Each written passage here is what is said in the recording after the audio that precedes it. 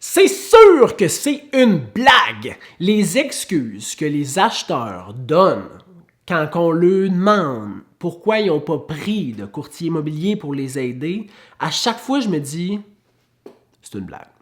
Ils me niaisent. Mais, ben non, c'est souvent pas une blague, c'est des phrases, là, des catchphrases que je vais te dire, que je me fais répéter à chaque semaine. Là, je te dis, on n'est pas dans mon environnement d'enregistrement habituel. Le son, ça se peut qu'il soit une petite affaire plus écho. On n'a pas de panneau d'insonorisation ici. Hein, je suis allé faire l'entretien du spa au chalet. Je me fais livrer un nouveau foyer pour les voyageurs. Fait que c'est pas le meilleur son, mais c'est le meilleur moment pour te parler. Fait que les phrases que j'entends le plus régulièrement, je ne suis pas pressé. Fait que je me suis pas pris de courtier immobilier parce que je suis pas pressé. Fait que, OK. Ce contact-là, là, juste pour vous donner une idée, là, mettons que je mets une propriété, le 1, 2, 3 rue de la Banane, en vente. Là, il y a des gens qui vont sur Centris puis ils font « Oh, belle maison, le 1, 2, 3 rue de la Banane. On va contacter le courtier pour lui demander des infos. Demander des infos. » Là, moi, je reçois le courriel avec leur numéro de téléphone puis je les appelle. On est là, là. Puis là, je lui dis, OK, parfait. Pourquoi vous n'avez pas pris de courtier pour faire la demande pour vous puis vous accompagner dans votre projet? Je ne suis pas pressé. Comment je peux dire ça? Mettons là, que moi, je me dirige. Fait que chez nous, je prends mon char. Je prends les sacs d'épicerie. Je m'en vais au Super C, au Maxi, au IGA, peu importe. Puis là, je suis au Maxi, végétarien, Super C. Il y a des bonnes chances que je remplisse mon sac parce qu'il y a des bonnes chances que j'ai le besoin d'acheter des produits. Parce que, je me suis déplacé jusque-là. Hein? Fait que, si toi, tu t'en vas sur Centris, hein, puis que là, tu vois une propriété qui t'intéresse, puis que tu te demandes de l'information, c'est parce que tu as un projet.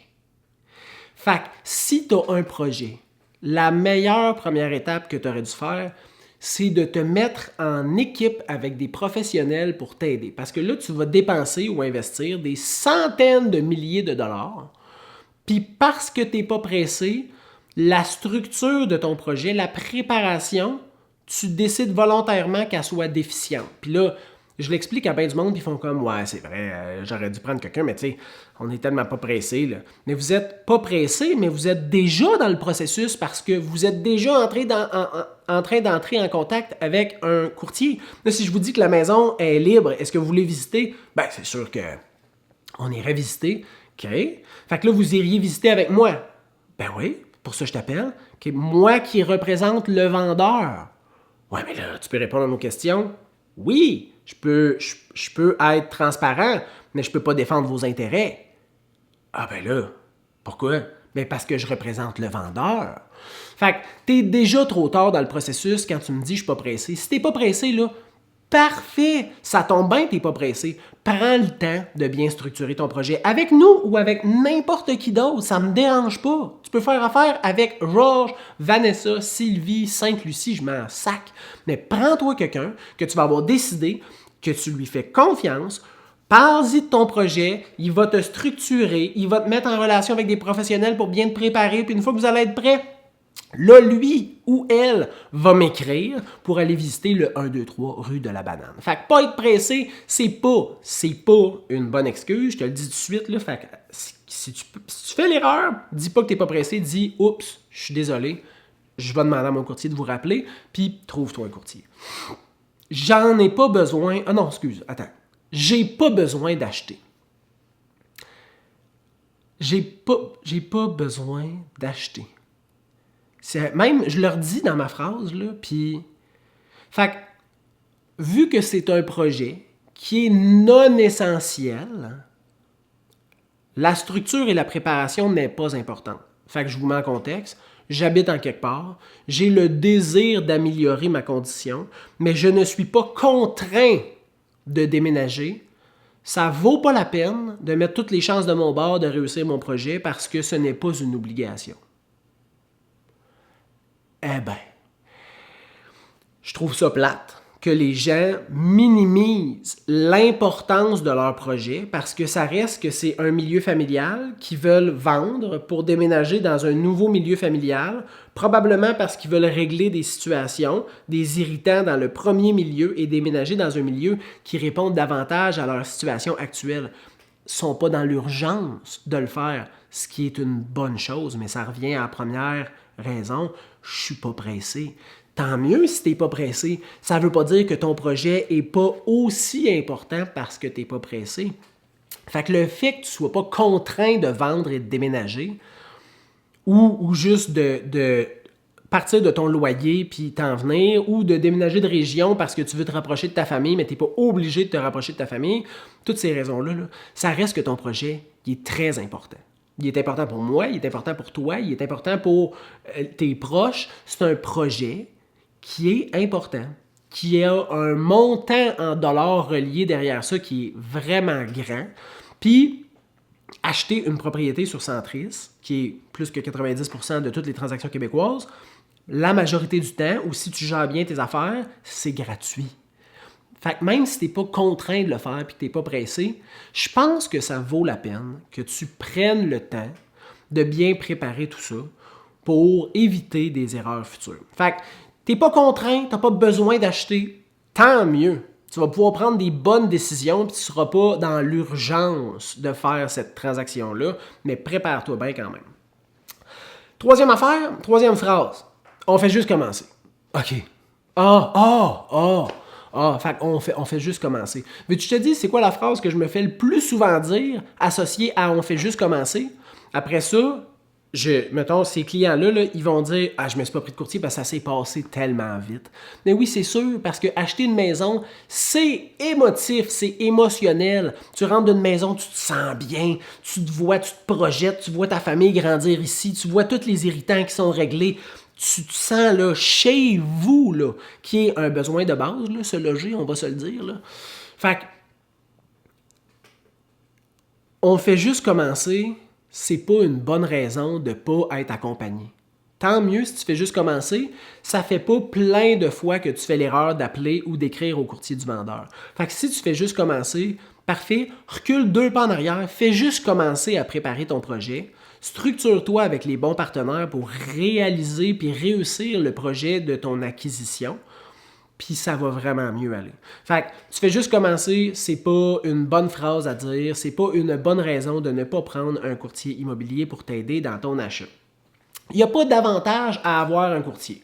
Me le fait moins dire souvent, ça, il n'y a pas d'avantage à avoir un courtier, mais souvent, j'essaye de ne pas tomber arrogant quand les gens me disent ça, mais ce que je vais dire quand les gens me disent cette phrase-là, c'est « Parfait, je vais te mettre dans une situation. René, mettons là, que tu vois une maison sur Internet, hein, que tu appelles le courtier du vendeur ou tu y écris, tu te déplaces là-bas parce qu'il ne dit pas qu'il faut que tu sois représenté, mais tu te déplaces là-bas avec lui, puis que là, mettons, tu veux déposer une offre d'achat. Comment tu fais pour savoir combien la maison vaut sur le marché actuellement? Puis là, je me fais répondre de toutes sortes de réponses. Là, moi, c'est ma 8e maison. Je check régulièrement le marché. Je suis ça, le marché immobilier. Moi, c'est quelque chose qui m'intéresse. J'ai toujours voulu devenir courtier. C'est pas ma première transaction. Ben là, l'évaluation municipale est à temps. J'ai plein de réponses à ça. Là. J'en ai une foule. Mais je pense que c'est le point le plus important. Parce que si tu es travailleur sur la construction, je le sais que tu connais le bâtiment. Tant mieux. Si tu es je sais pas moi, tu es arpenteur, je sais que tu connais bien les réglementations municipales, puis les marges de recul, puis les bandes de protection riveraine, tout ça. C'est sûr que tu as des connaissances. Mais mettons, je vais te poser une question, là, c'est comment tu fais pour savoir c'est quoi la juste valeur marchande de cette propriété-là? Parce qu'il n'y a personne qui veut payer trop cher. Bien, le courtier immobilier il est outillé d'outils technologiques et d'accès à l'information pour t'aider à prendre une décision éclairée. Fait que déjà, même si tu lui demandes pas son opinion, là, il peut te fournir les informations pour que tu puisses baser ta réflexion sur des faits qui vont t'aider à être sûr ou presque sûr de la juste valeur marchande actuelle. Fait que, Il n'y a pas d'avantage, là. Il y en a plein. Je pourrais t'en nommer une trollée et d'autres. Mais mettons, juste un avantage, là, ça serait de payer le juste prix, qui est pas peu dire comme avantage quand même. J'en ai un... Je sais, ça c'est niaiseux. Je dis, tu sais, pourquoi tu t'es pas pris un courtier? Ah! Hey, j'en ai un, mais c'est parce que je veux pas le déranger. Fait que je fais mes demandes tout seul, puis quand on veut visiter, ben on fait une première visite, puis si on veut déposer une offre, ben on l'appellera. C'est pas la bonne façon de procéder. La bonne façon de procéder, c'est de voir une propriété sur Internet ou de recevoir des alertes automatiques, ultimement, de demander à ton courtier de planifier une visite avec toi, de lui demander les documents et de te déplacer avec lui. Hein? Tu ne déranges pas les autres professionnels pour savoir comment la fondation est faite, avoir la déclaration du vendeur. Tu demandes à ton professionnel. Puis tu te déplaces encore moins faire une visite avec n'importe quel courtier. Tu te déplaces avec ton courtier pour qu'il puisse te faire voir la propriété, les imperfections, les bons coups, lire la déclaration du vendeur, checker le certificat de localisation, comprendre le compte d'hydro. Tout ça, tu veux le faire avec ton professionnel parce que tu veux ses conseils, tu veux son opinion, tu veux sa vision et sa perception de la propriété. Puis tu veux, après ça, si jamais tu as un coup de cœur, qu'il puisse te dire, ben moi, tu sais, quand je regarde la propriété, je l'ai visité, puis je regarde ce qui s'est vendu, la juste valeur marchande, c'est ça, tu sais.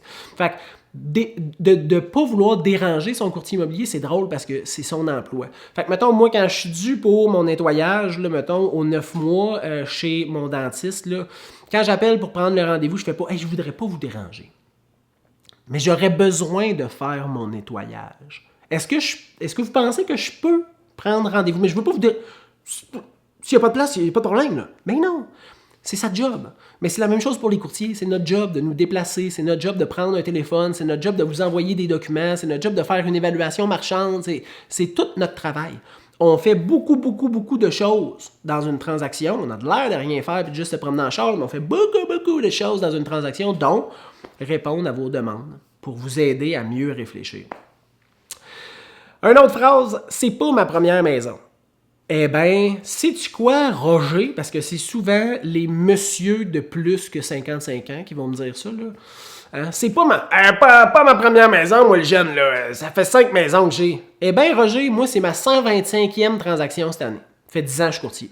Fait que, mettons que tu veux jouer au jeu de c'est qui a le plus d'expérience, là, pas mal sûr, c'est moi. Mais dans ton domaine, tu travaillais, t'as une profession, je suis sûr que tu es un expert avec plus d'informations et de compétences que moi.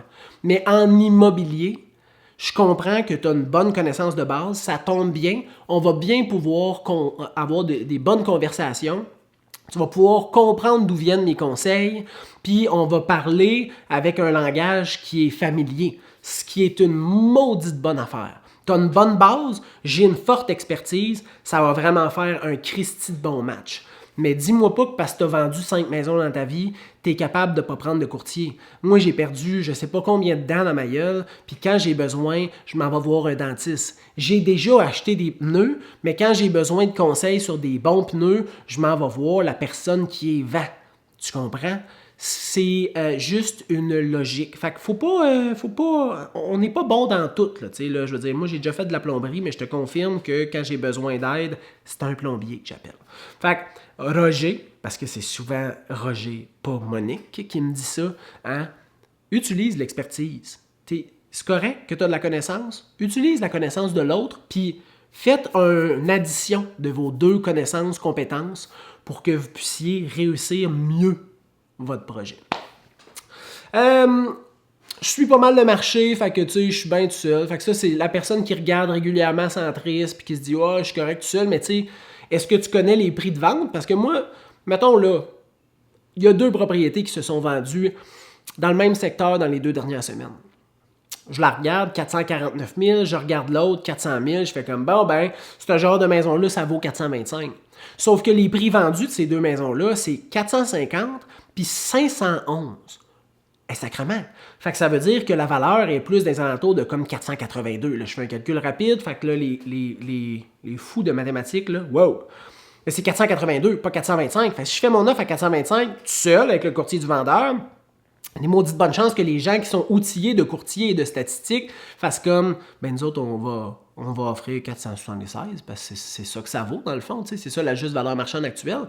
Fait que toi, ton offre, elle sera pas acceptée, tu réussiras pas ton projet, puis là, tu vas dire, ben moi, la surenchère, je rentre pas là-dedans. Mais la juste valeur marchande, c'était ça, 482, 476. Fait que bref, même si tu suis le marché sur Centris, ça veut pas dire que tu suis la finalité de chacun des dossiers. Puis ça, ben c'est important parce que c'est à quel prix la propriété a été vendue, pas affichée, qui va venir donner la bonne valeur de la propriété.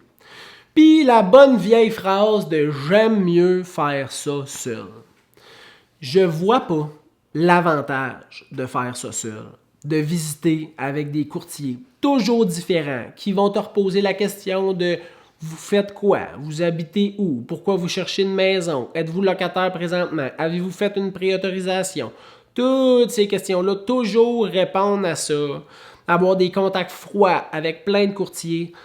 Pourquoi pas avoir un professionnel? Moi, mettons, je veux aller en voyage. Là. Je peux regarder les reviews de chacun des hôtels, puis fouiller. Mais je peux aussi prendre juste une agente de voyage qui, elle, me dit « Hey, moi, je les ai toutes visités. Les hôtels dans le secteur du Mexique que tu veux aller, je les connais. Je suis allé à plusieurs fois sur plusieurs hôtels. Puis il y a des choses qui ne sont pas marquées sur Internet comme telle chose. Puis je te suggérerais, d'après ce que tu m'as parlé puis que tu voulais comme voyage, peut-être de plus aller à cet hôtel-là parce qu'il y a telle chose. Puis si tu attends peut-être 2 semaines pour acheter tes billets, il va y avoir une promotion parce que j'ai été informé par courriel. Expertise, connaissance, professionnalisme, tout ça mis ensemble pour toi gratuitement. Fait que tu perds quoi? Rien. Hein? Travailler en équipe, là, seul, on va plus vite, mais ensemble, on va plus loin. Fait que dis-moi pas que tu veux faire ça seul parce que ce n'est pas bénéfique à ton projet. Fait que bref, j'espère que le son était assez bon pour que je puisse publier la vidéo parce que ça fait 16 minutes 40 que je te parle. Mais c'était vraiment quelque chose que je voulais faire comme vidéo parce que c'est des phrases que j'ai souvent puis que je trouve un peu ridicules. Bonne fin de journée, on se revoit bientôt. Si tu as des questions, tu m'écris au info@serviceimmobilier.ca, info@serviceimmobilier.ca.